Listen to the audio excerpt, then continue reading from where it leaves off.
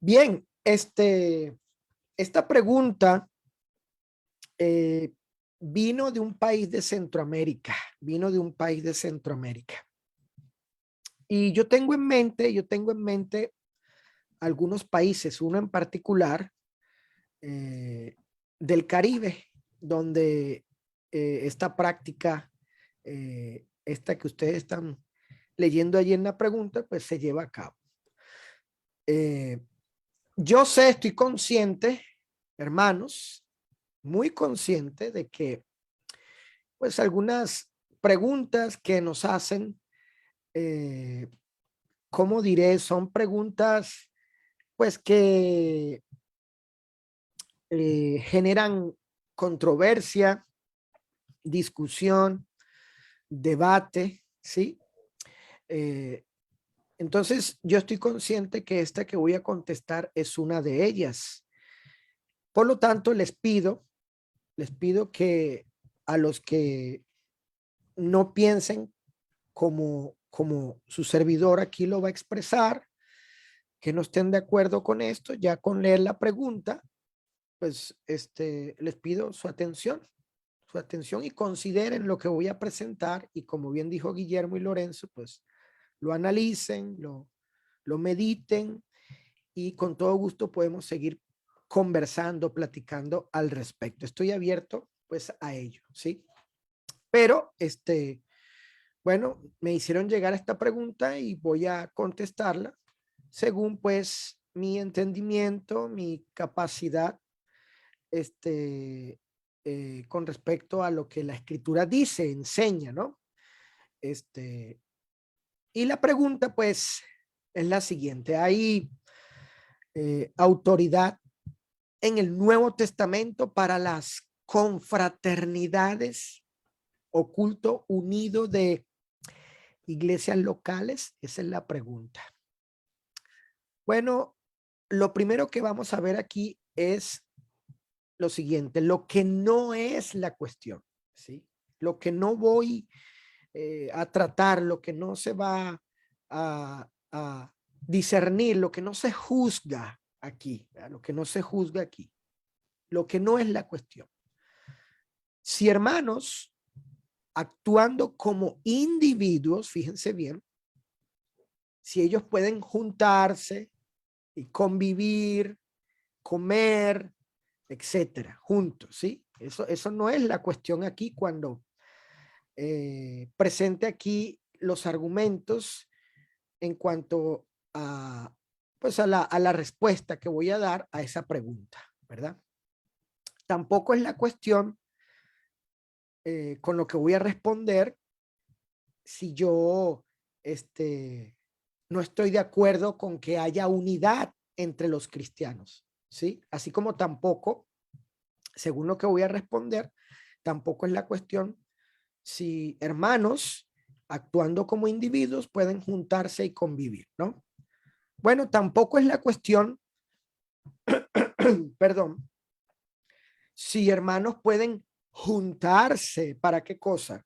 Bueno, para orar, cantar alabanzas eh, y estudiar las escrituras tampoco. Lo que yo responda no tiene que ver con eso no es la cuestión. Tampoco es la cuestión si los varones ejercen dominio en las iglesias locales. Pues no, son los varones los que ejercen el liderazgo, presiden, dirigen en las iglesias. Tampoco es la cuestión si Dios debe ser adorado, ¿no? Él ciertamente merece recibir toda pues nuestra alabanza, nuestra magnificencia, nuestro honor a él, ¿ok? Nuestro culto, él debe ser adorado. Tampoco es la cuestión si debe haber cooperación para la obra del Señor. No, no, no, no, hermanos. Yo espero que no se vayan a confundir. Yo creo en la cooperación entre hermanos, ¿sí? Entre cristianos, creo en la cooperación entre iglesias, pero es la cooperación bíblica, ¿sí?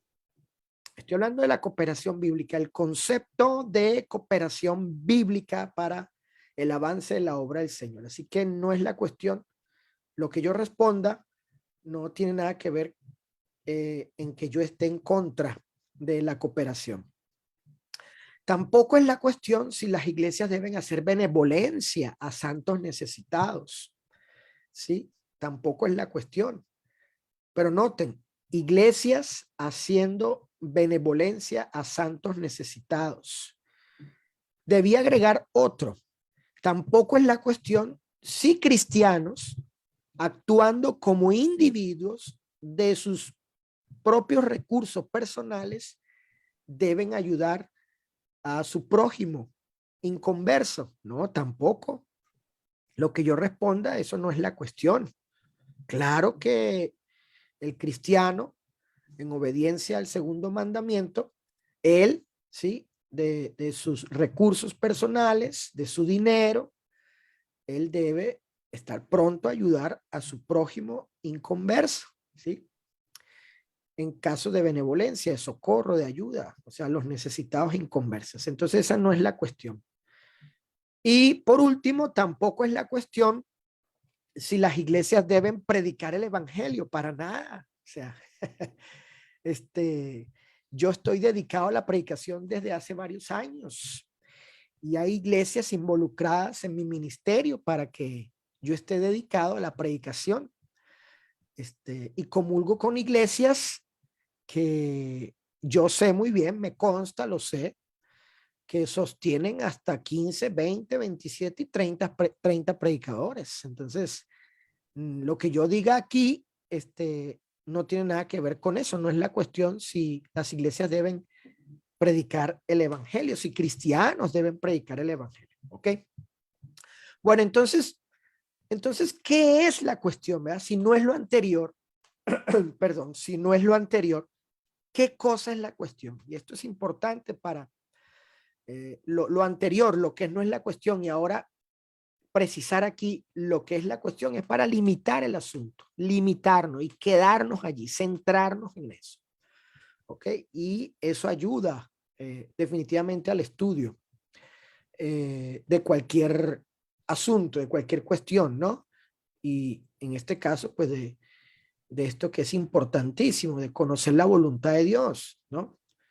Entonces debemos tener mucho cuidado a la hora de estudiar cierto tema, pues centrarnos, quedarnos, enfocarnos en él y así comprender lo que se quiere decir o lo que la escritura enseña. ¿Ok?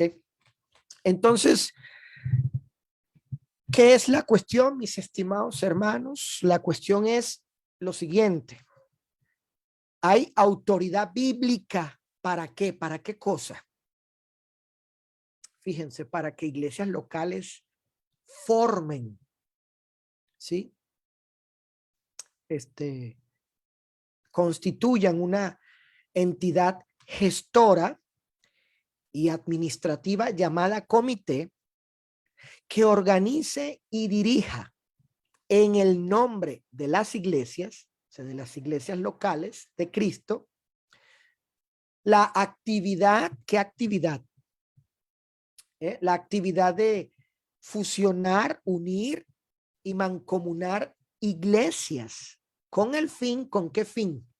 Bueno, con el fin de hacer mega reuniones llamadas confraternidades o el culto unido nacionales, inclusive a nivel regional, estatal o citadino por y para las iglesias locales. Fíjense, entonces el asunto tiene que ver si hay autoridad bíblica para que iglesias locales hagan algo. ¿Qué cosa? Bueno, constituyan, formen una entidad que se va a ocupar, ¿sí? De organizar y dirigir a las iglesias locales con el propósito de que esa entidad, en el nombre de las iglesias, por las iglesias y para las iglesias, pues llevar a cabo estas mega asambleas o mega reuniones conocidas como confraternidades o culto unido. Miren este enunciado. La cuestión, hermanos, va más allá de las confraternidades o el culto unido, ¿sí? Miren, las confraternidades o el culto unido es un producto de un asunto, de una cuestión, ¿sí? De una presunción de mayor alcance, ¿sí? La cuestión va más allá de las confraternidades o el culto unido. La práctica es el efecto, o sea, las confraternidades, el culto unido es el efecto de una, como dije ya, de una pretensión de que tiene una dimensión mayor, ¿sí? Así que no es solo, noten, no es solo las confraternidades, sino qué cosa, las desviaciones que han derivado en dicha práctica. Por eso dije que las confraternidades o el culto unido es producto, es efecto, es consecuencia, digamos, de una presunción de mayor alcance, es decir, de conceptos, se puede decir, de prácticas, de un sistema de ideas, ¿sí? Que generó, produjo esta práctica o estas prácticas llamadas confraternidades o culto unido, ¿ok? Bueno, fíjense, describiendo e identificando las prácticas implicadas o envueltas en esta cuestión de las confraternidades o culto unido. Número uno, vamos a describir aquí, vamos a identificar qué prácticas están implicadas y que son parte de esa presunción de mayor alcance, ¿sí? Que acabo de mencionar, ¿ok? Y que dio como producto las prácticas estas de las confraternidades o el culto unido. Número uno, iglesias locales de un país, una región o una ciudad. Eso en primer lugar. Número dos, bueno, estas iglesias escogen varones para ser representadas por ellos, o sea, como delegados, representantes. Número tres, tales representantes se reúnen. ¿En qué ámbito? En una junta, fíjense, o reunión nacional de predicadores y constituyen, ¿sí? Ellos fundan allí, erigen comités o una agencia nacional para obrar por medio de esa agencia, de ese agente, ¿no?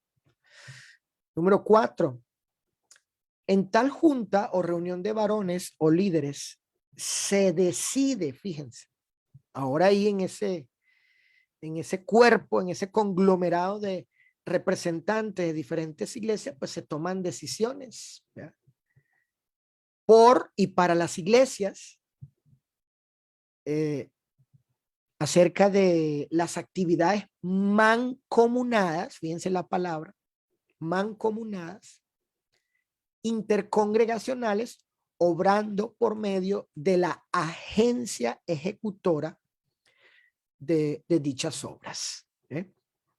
Es decir, que estos delegados, estos representantes que han conformado este cuerpo de líderes, bueno, pues ellos son los que ahora van a, pues presiden, ¿no? Son los que llevan a cabo estas actividades mancomunadas por parte de iglesias de Cristo, ¿sí?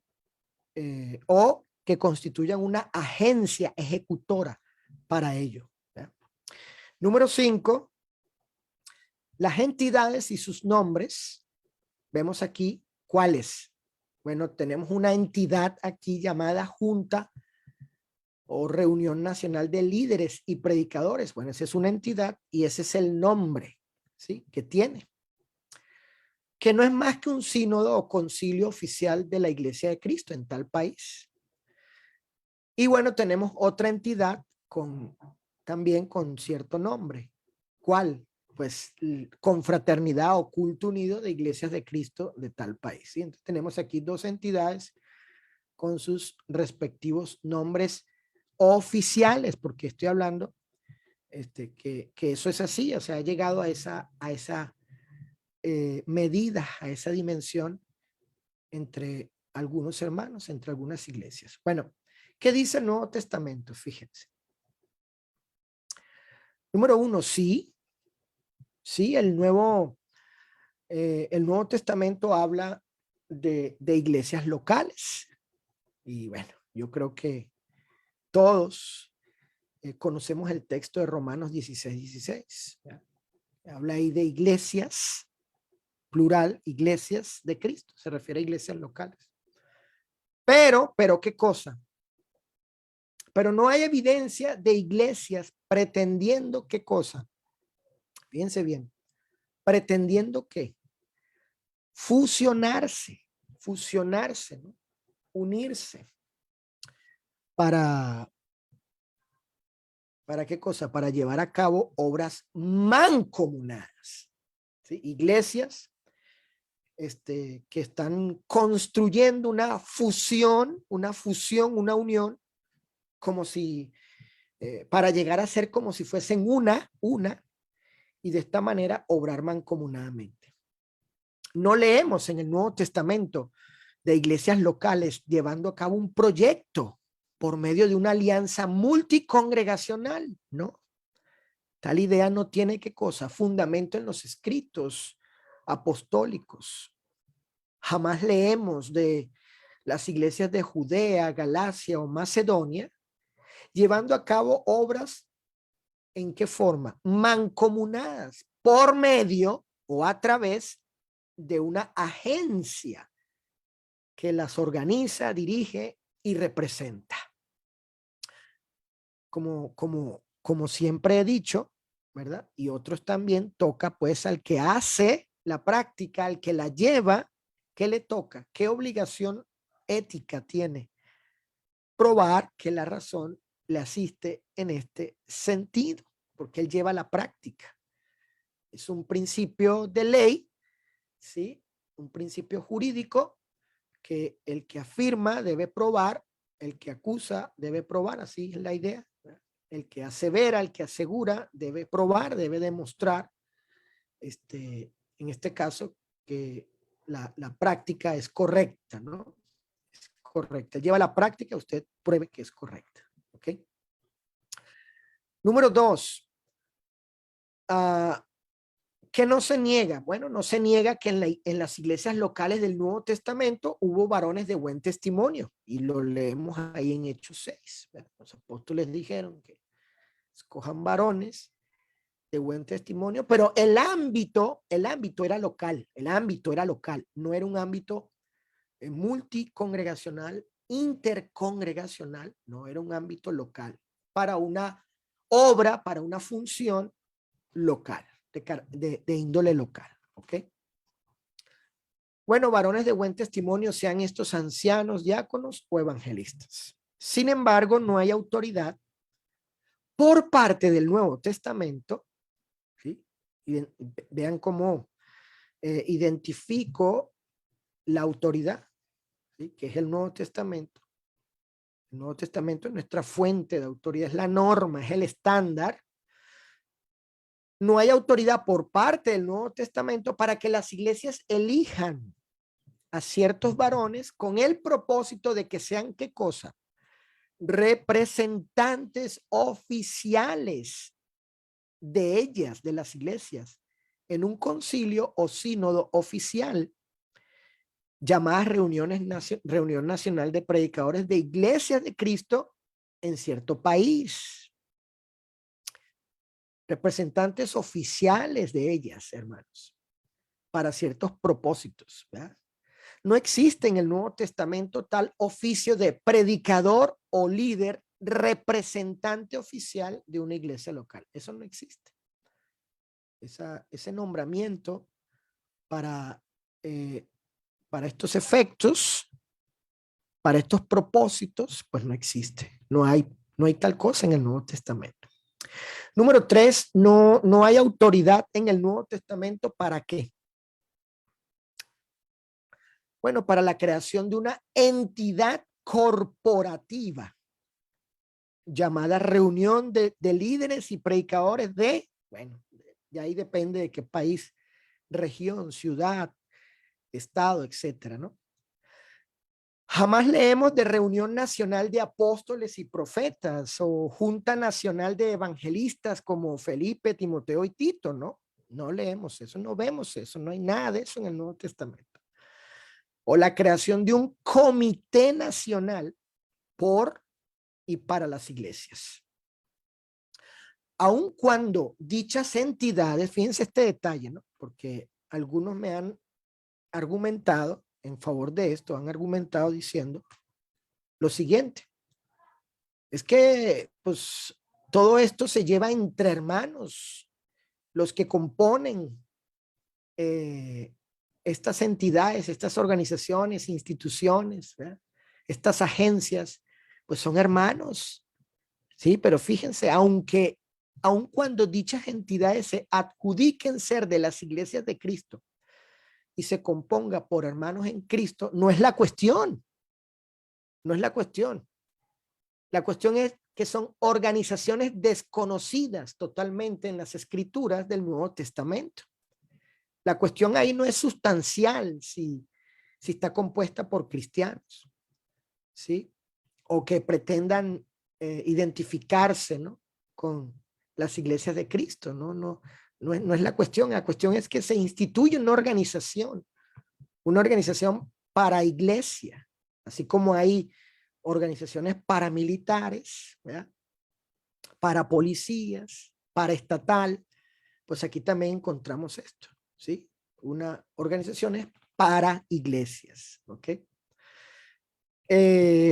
No existe en los escritos apostólicos declaración, instrucción, ni doctrina alguna que permita la creación y el establecimiento de estas entidades. ¿Vieron? No es una cuestión nominativa solamente, me viene eso a la mente, ni es una cuestión nominativa ni sustancial, es una cuestión de qué es esa entidad allí. ¿Qué organización es esa? ¿No? Entonces, permita la creación y el establecimiento de estas entidades para llevar a cabo obras de esta naturaleza en el nombre o en representación de iglesias de Cristo. Entonces aquí la cuestión es acerca del quién está haciendo algo. ¿Quién es eso? Una cierta entidad, una organización paralela a la iglesia. No existe en los escritos apostólicos la unificación y en consecuencia la fusión de ciertos individuos que se organizan en una entidad desconocida por la Biblia y sin autorización bíblica. ¿Para qué cosa? Para llevar a cabo este tipo de obras de dimensiones nacionales por y para iglesias de Cristo. Fíjense, individuos, o sea, cristianos, que se constituyen a sí mismos, ¿sí? En una organización, aunque sean hermanos y aunque sea aprobada por predicadores e iglesias, pero es una organización aparte de las iglesias. ¿Ha leído usted acaso de este tipo de organizaciones en el Nuevo Testamento para y por iglesias de Cristo? ¿Ha leído usted de los apóstoles promoviendo e instruyendo acerca de este tipo de organizaciones humanas que pretenden representar a quienes? A iglesias de Cristo en un ámbito nacional, regional, estatal o citadino. Coloqué todas esas dimensiones en cuanto a dónde se puede operar de esta forma, dónde se puede llevar a cabo esto, porque en una ocasión me dijeron unos hermanos en Cuba, ¿sí? No, es que nosotros no somos parte de esta organización paralela, de esta organización para iglesia nacional que tiene presidente, secretarios, voceros, etcétera, ¿verdad? Nacional de las iglesias de Cristo. Nosotros tenemos aquí, no somos parte de esa organización nacional, sino que hemos constituido nosotros una una alianza, ¿sí? Una red de iglesias, pero a nivel estatal, ahí en la región, una región pequeña donde estaban esas iglesias. Pues no, o sea, no hay autoridad ni para lo nacional ni para lo citadino, siquiera. Ni en un pueblo, si en un pueblo chiquito hay 2, 3 iglesias, no hay autoridad para que ellas conformen este tipo de sistema, ¿ok? Para obrar, para trabajar. Tampoco hay autoridad para que una iglesia local, porque también se me ha argumentado que, no, nosotros no somos parte de esa entidad. Nosotros como iglesia lo hacemos, pero no, tampoco hay autoridad para que una iglesia, ¿qué cosa? No hay autoridad para qué cosa de parte de una iglesia. Fíjense bien, vamos a leer. Se constituya en la agencia organizadora y promotora de actividades intercongregacionales, procurando hacer obras por y para iglesias locales. Tampoco. O sea, ahí la diferencia, o sea, es el mismo asunto, es la misma operación, ¿sí? La misma función, pero se quita la entidad esta humana, ¿sí? Esta organización, las ya mencionadas, y se reemplaza por una iglesia local, aun haciendo ella lo mismo que estas organizaciones nacionales, ¿verdad? Estas entidades de carácter oficial y nacionales de iglesias de Cristo. No vemos a la iglesia de Jerusalén y a la iglesia de Éfeso junto con sus ancianos convirtiéndose en qué cosa? En iglesias patrocinadoras de eventos intercongregacionales. No hay evidencia en el Nuevo Testamento de entidad, agencia o iglesia centralizadora de obras. Lo que enseña el Nuevo Testamento es que cada iglesia obró de forma independiente y autónoma. Cada iglesia se ocupó de hacer su obra por medio de su organización local y ofrendas. Hay pendiente Lorenzo y Guillermo para los textos. El primero se puede Guillermo. Segunda a los Corintios 11:8. Cada iglesia se ocupó de hacer su obra por medio de su organización local y ofrendas de evangelismo. ¿Cómo dice el texto, hermano Guillermo? Dice así: he despojado otras iglesias, recibiendo salario para serviros a vosotros. Lorenzo, el siguiente texto, Efesios 4:11-12, por favor. Entonces, fíjense, ahí dice ese texto, dice Pablo, he despojado a quién, ¿sí? A cuál entidad, a cuál institución. Pues a las iglesias. O sea, cada iglesia hizo su obra de manera independiente y autónoma de enviar apoyo económico, salario al apóstol Pablo para que se dedicara a predicar.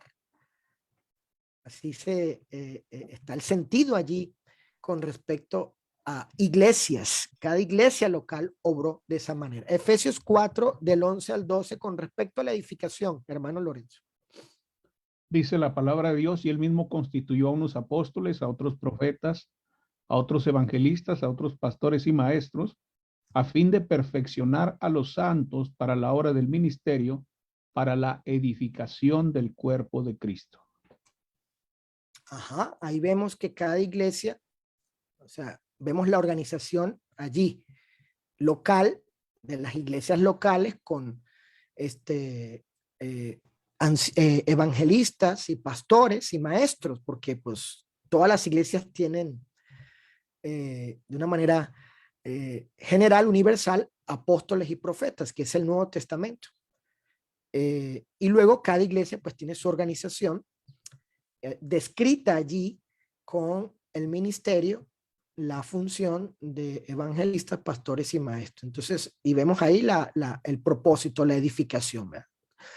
Entonces, esa estructura que está allí describe a la iglesia local. En cuanto a la benevolencia, Guillermo, ¿qué dice 1 Corintios 16:1? Cuanto a la benevolencia, que también cada iglesia se ocupó de hacer su obra por medio de su organización local y ofrendas, ¿cómo dice? Dice así: en cuanto a la ofrenda para los santos, haced vosotros también de la manera que ordené a las iglesias de Galacia. Ahí está. Ordené a las iglesias. ¿Qué entidad? Las iglesias, cada una. Ahí el lenguaje indica eso, pues que cada iglesia obró de manera independiente, autónoma, ¿sí? Cada entidad llamada iglesia allí. En cuanto a la benevolencia. Y la asamblea, Lorenzo, como dice, solamente lee primero a los Corintios 14:23, por favor, nada más ese pasaje, que también es función, es responsabilidad, es papel de la iglesia llevar a cabo la asamblea de culto. Pero ella, la iglesia, las asambleas, hermanos, las asambleas de culto, la adoración de los actos dominicales es una función de la iglesia local, no de otra entidad, no de una confraternidad, ni de un culto unido. O sea, es de la iglesia local, cada una independiente y autónoma, no fusionadas. Lorenzo. Micrófono. Primera a los Corintios 14:23. 14. Si pues toda la iglesia se reúne en un solo lugar y todos hablan en lenguas, si entran indoctos o incrédulos, ¿no dirán que estáis locos? Bueno, ahí Pablo nos muestra y describe lo que hacía una iglesia local, reunirse en un solo lugar. Era la reunión de esa iglesia. Las reuniones según el Nuevo Testamento eran producto de las iglesias locales, de esa entidad. Entonces, la iglesia local es suficiente, apta y adecuada según el diseño divino para llevar a cabo su obra de manera eficaz y plena. Número 4, para ir acercándonos al final. Las iglesias locales, según el Nuevo Testamento, eran autónomas en gobierno.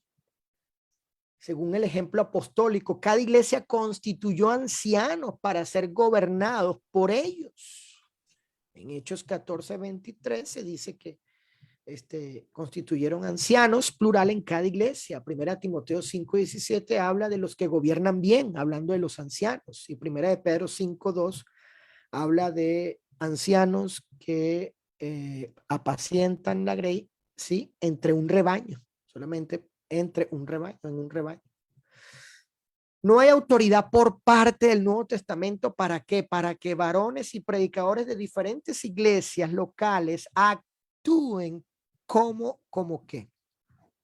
Bueno, como un concilio o sínodo, determinando que las iglesias que representan en dicha junta obren mancomunadamente por medio de dicha junta o por medio de una agencia centralizadora de obras tales como Comité Nacional, Grupo Nacional, Coordinadores Nacionales, etcétera.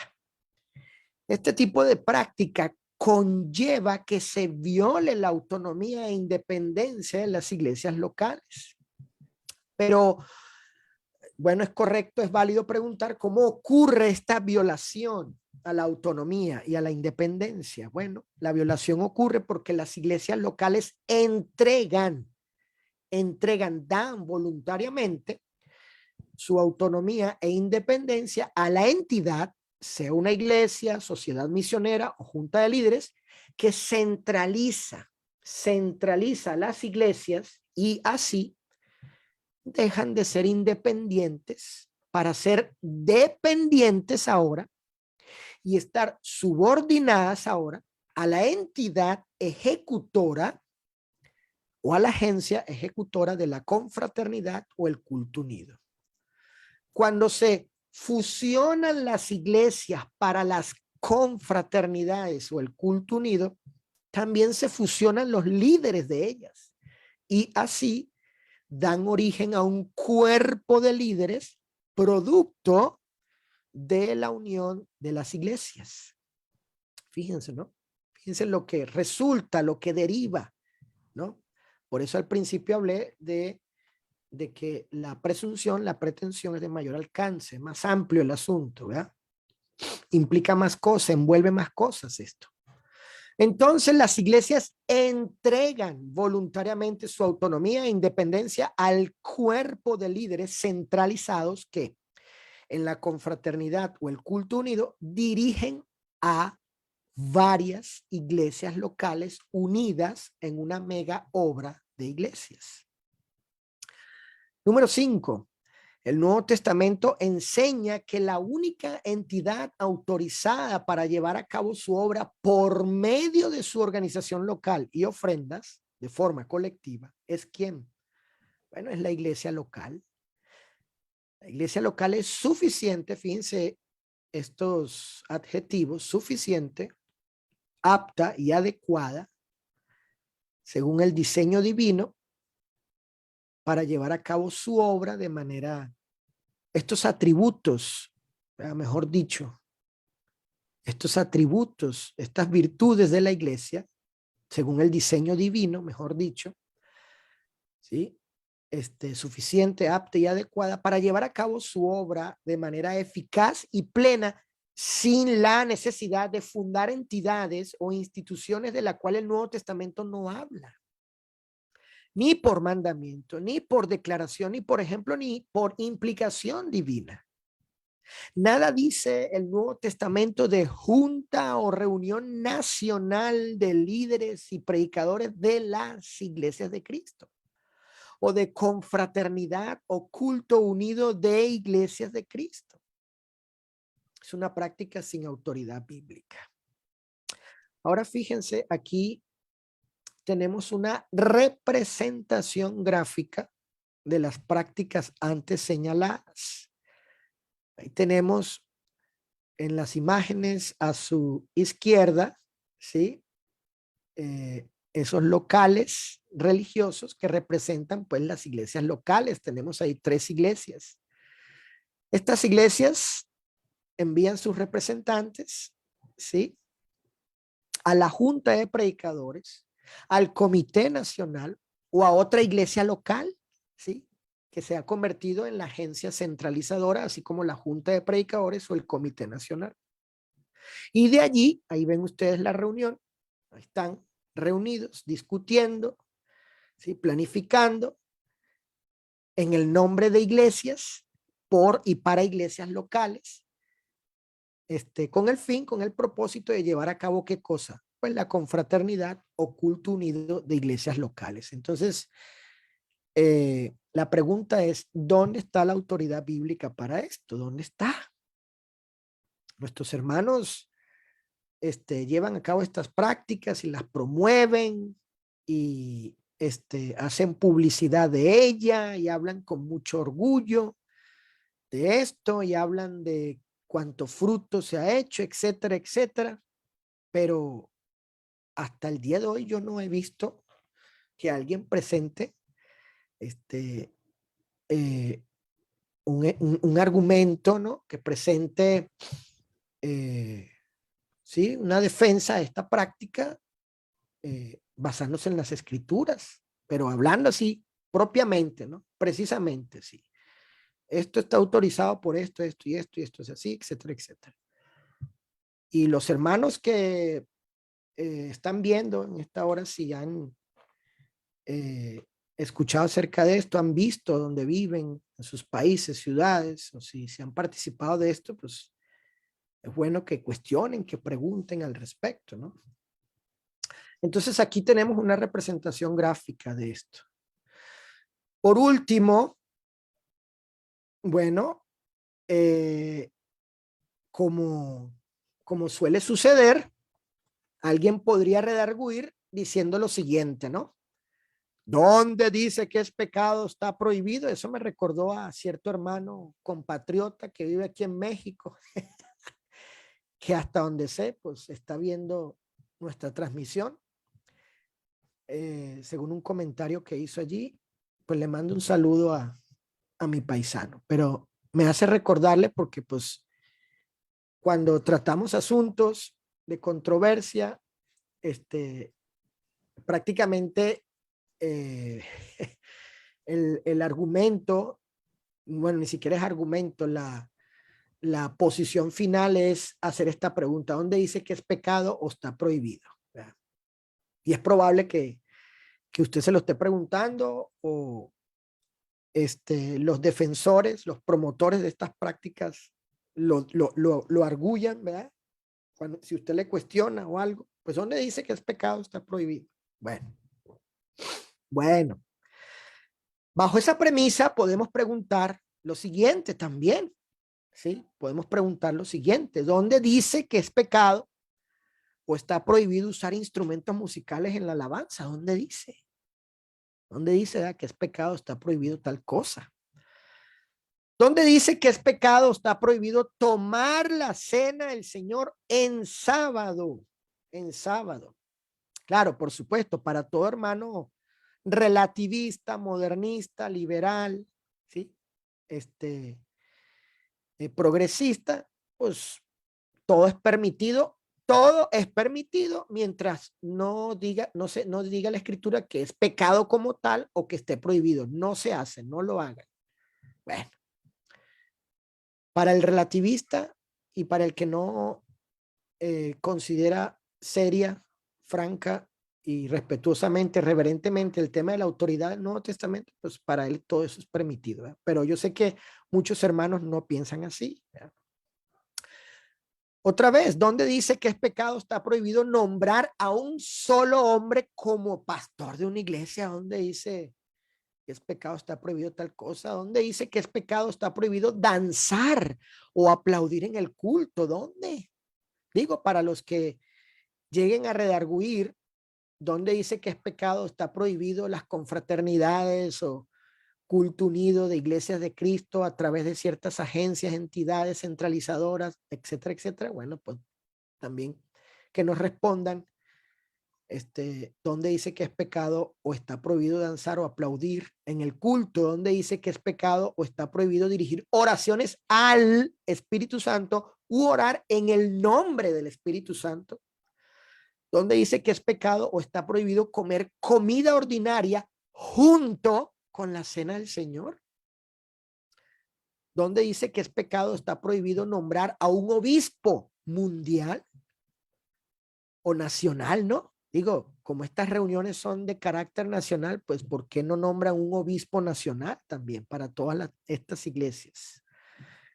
¿Dónde dice que es pecado o está prohibido que la iglesia se involucre en negocios mercantiles, en ventas, etcétera? Inversiones en bancos para ganar dinero, en empresas, ¿no? Sea accionista, una iglesia. ¿Cómo ves, Guillermo? Accionista de la Apple, de Amazon, ¿no? De Alibaba, empresas ricas. ¿Ya? Pues ¿dónde dice que es pecado, está prohibido tal cosa? ¿Dónde dice que es pecado, está prohibido el divorcio por cualquier causa? ¿Dónde dice eso la escritura? ¿Dónde dice que es pecado, está prohibido los coros en las iglesias? En sustitución de las iglesias en la alabanza, ¿sí? ¿Dónde dice que es pecado, está prohibido cambiar, reemplazar, sustituir los elementos de la cena del Señor por carne de cordero, cosa que se menciona en la Biblia? O sidra, cosa que se menciona en la Biblia, ¿verdad? Son elementos bíblicos, ¿no? ¿Dónde dice que es pecado o está prohibido? Etcétera, etcétera, etcétera. Y así la lista puede seguir, pero si sigo, pues capaz que se sientan mis queridísimos amigos y hermanos, Lorenzo y Guillermo. Entonces, ¿dónde está? ¿Verdad? ¿Dónde dice que es pecado, está prohibido? Entonces, piense bien, hermanos, y termino aquí. Entonces, esa no es la pregunta correcta que se debe hacer. No, no, no. No, la pregunta correcta es ¿dónde está autorizada tal práctica? ¿Dónde el Nuevo Testamento autoriza tal práctica? Esa es la pregunta correcta. La pregunta no es, pues, a ver dónde dice que es pecado o dónde está prohibido así en tantas y cuantas palabras, así enfática, literal, expresamente, ¿no? Así, preguntar así es incorrecto. ¿Sí? Y la Biblia nos enseña principios para nosotros entender que esa pregunta no es debida en este contexto.